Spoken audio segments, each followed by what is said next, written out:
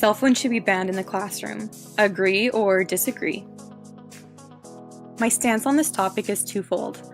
On one hand, I agree that they should be banned in elementary and middle school classrooms. While on the other hand, I disagree that they should be banned in high school classrooms. To begin, I will state my arguments for why cell phones should be banned in elementary and middle school classrooms. Physical health risks.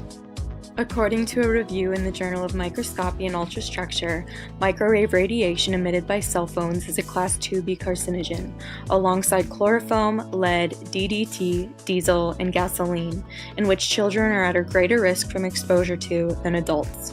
This greater risk is due to the fact that children's brain tissues are more absorbent, their skulls are thinner, and their relative size is smaller. The younger the child, the greater the risk. Even Dr. Nora Volkow, the highest-ranking health official in the U.S. to call for caution in the use of cell phones, questions why parents take the risk in allowing their children to use cellular devices as much as they do. Mental health risks. When asked if there is such an age when youth can be considered too young to use cell phones, Dr. Michael Chang, a psychiatrist at the Children's Hospital of Eastern Ontario, responded saying, "Absolutely. There's no reason for kids in elementary school and middle school to have or use one." Cases are now pointing to the overuse and misuse of technology as the reason for mental health issues such as anxiety and depression in children. Constant access and connectivity leaves many youth feeling very dependent on their phones. While more research is needed for the American Psychiatric Association to officially deem internet addiction an actual diagnosable ailment, Dr. Chang says he sees the effects of this dependency in children every day. Cyberbullying. Cyberbullying is also a concern when it comes to cell phones in the hands of students. A report from a cyberbullying survey on students in grades 3 to 12 found that 20% of online third graders reported experiencing problems with peers online and suggested that elementary schools should consider adopting cell phone policies. The report also found that pure in-school bullying victimization decreases as children age, and that bullying between friends decreases in high school. Now I will state my arguments for why cell phones should not be banned in high school classrooms. Preparation for adulthood. Director of Technology Brian Kerr states, "At some point we have to help students learn good technology habits and resist the temptations of email, social media, games, etc. Simply avoiding the technology won't help prepare them for the real world." Students will be using cell phones long after they leave school and begin careers.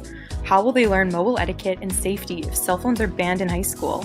Renee Hobbs, author of Empowering Learners with Digital and Media Literacy, explains, "For people to achieve the personal, professional, and social benefits of thriving in a digital age, these skills are not just optional or desirable. They are the essential elements of digital citizenship." Cell phone bans rarely exist in workplaces. If high school is supposed to prepare students for life after graduation, then banning cell phones is a problem, not a solution. Instead, schools should be offering guidance on the use of cell phones to better prepare students for their futures.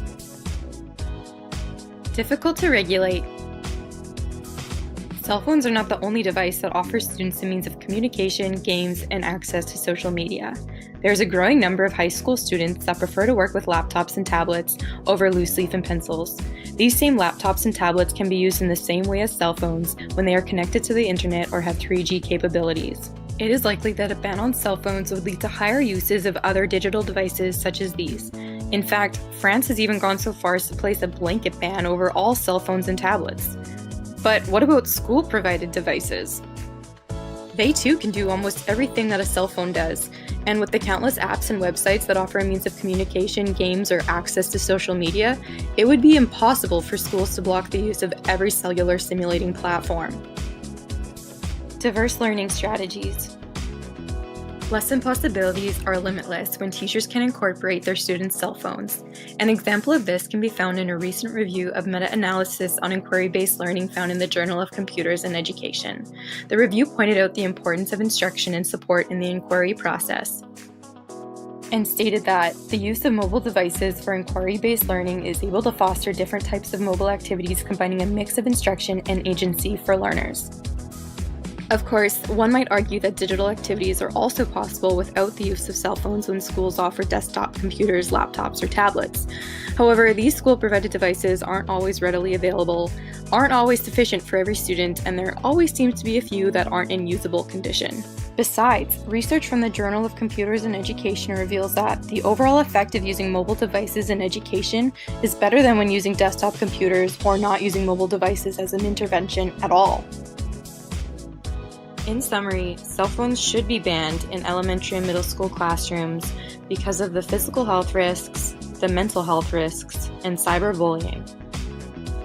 But cell phones should not be banned in high school classrooms because they prepare students for adulthood, bans would be too difficult to regulate, and they provide diverse learning strategies and opportunities. Thanks for watching.